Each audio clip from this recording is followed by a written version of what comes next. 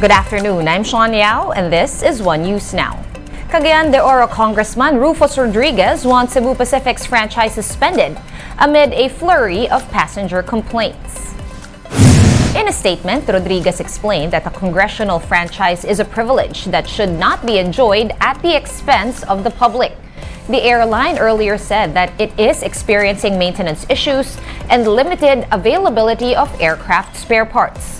But Congressman Rodriguez called this a, quote, palusot. Yesterday, the Senate began its inquiry into the barrage of complaints against the budget carrier, which include overbooking, offloading, and delayed flights. SEBPAC has since apologized and has vowed to improve its services. And as they promised, Cebu Pacific has started freshening up its policies on delayed and canceled flights. The airline said that effective immediately, passengers affected by flight delays and cancellations can now avail of free rebooking, travel fund, and refund. Travel vouchers will be offered for flights canceled on the day or within 72 hours of departure. Vouchers are also available for air travelers who will experience flight delays that last between 4 and 6 hours. Meantime, passengers can also opt for other airlines in the event that their flights are canceled or have been delayed for at least 3 hours. Cebu Pacific will only provide hotel accommodation and transportation allowance if a scheduled flight is moved to a different day. Moving on to other news, President Bongbong Marcos is signing the Maharlika Investment Fund bill as soon as he gets it. Marcos Jr. said that he is satisfied with the final version that has come out of the Senate. Recall that the transmission of the MIF to the President was delayed after errors were found in some of its provisions. So far, Senate President Mig Zubiri signed the corrected MIF bill and is now awaiting the signature of House Speaker Martin Romualdez. Am I happy? Well, that is the version that the House and the Senate has passed, and we will certainly look into all of the changes that have been made. And I think most of the changes that were proposed and that were eventually adopted really had to do with the safety and the security of people's pension funds. President Marcos went on to defend the Maharlika Fund, saying that sound management is key in its success. He also assured that the fund will be independent from the government. One of the first changes that I proposed to the House was to remove the President as part of the board, to remove the central bank chairman, to remove the Department of Finance, because it has to operate as an independent fund, well managed professionally. Yan ang susi dyan. Kung korap ang ilagay mo dyan, korap talaga yan. Mawawala yung pera. Kung mahusay ang nilalagay mo dyan, ay lalaki yan at magagamit natin yung pondong yan. And for its part, the Makabayan Bloc has questioned the mode of discussion the Senate used before the signing of the corrected Maharlika Investment Fund bill. Makabayan claims that the measure's errors were only corrected through a back and forth on Viber and lacked transparency, therefore violating the Constitution. In turn, Makabayan lawmakers called on Senate President Mig Zubiri to retract his approval of the bill and to ensure that the correct legislative process is followed. Meanwhile, Kabataan Party List also slammed the upper chamber for supposedly holding unconstitutional debates on the MIF. They added that this will pave the way for the expedited approval of priority bills.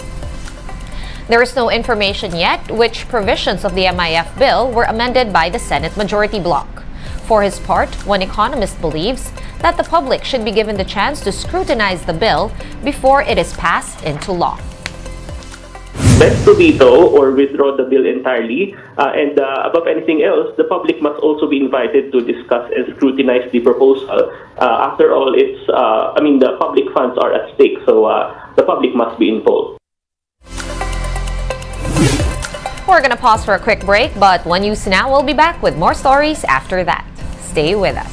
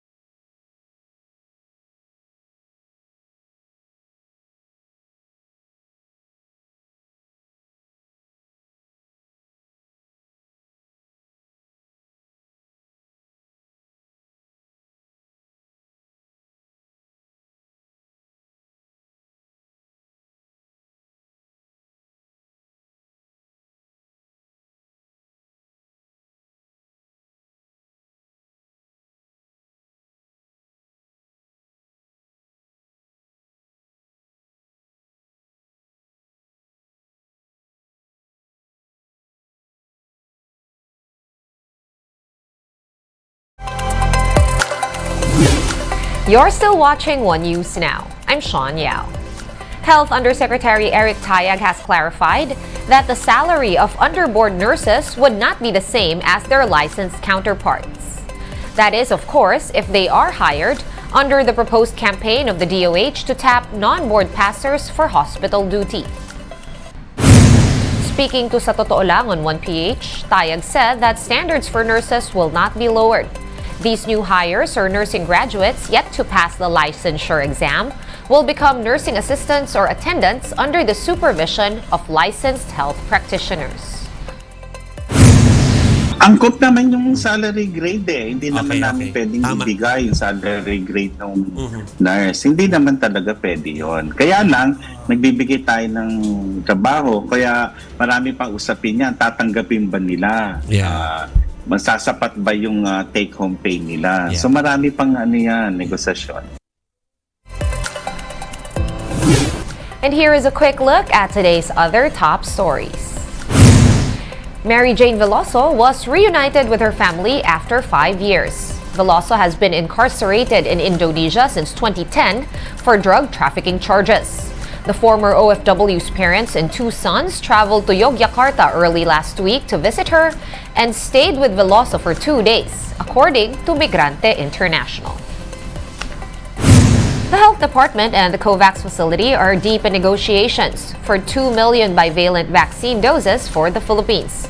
COVAX is a global program aimed at accelerating the production and distribution of free COVID-19 vaccines around the world. The Health Department has kicked off bivalent vaccination for healthcare workers and senior citizens on Wednesday from the donation of the Lithuanian government. And in world news, rescuers of the submersible that went missing off the North Atlantic are now focused on one area where undersea noises have been detected. Remotely operated vehicles, or ROVs, are also searching for the Titan, a tourist submersible that shows off the Titanic's wreckage. The sub was carrying 5 people and went missing on Sunday, 2 hours into its dive. Authorities now fear that the passengers are running out of oxygen.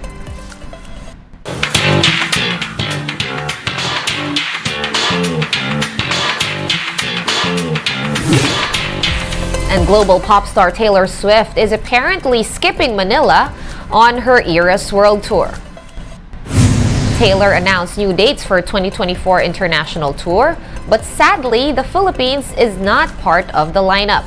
Pinoy Swifties were just heartbroken by the news and expressed their dismay on social media. Some of the fans are now even preparing to save up so that they can secure concert and plane tickets to watch Taylor perform live abroad. Singapore is the only Southeast Asian stop of the Eras World Tour so far. One News Now will be back at 3 p.m. I'm Sean Yao. We are One News.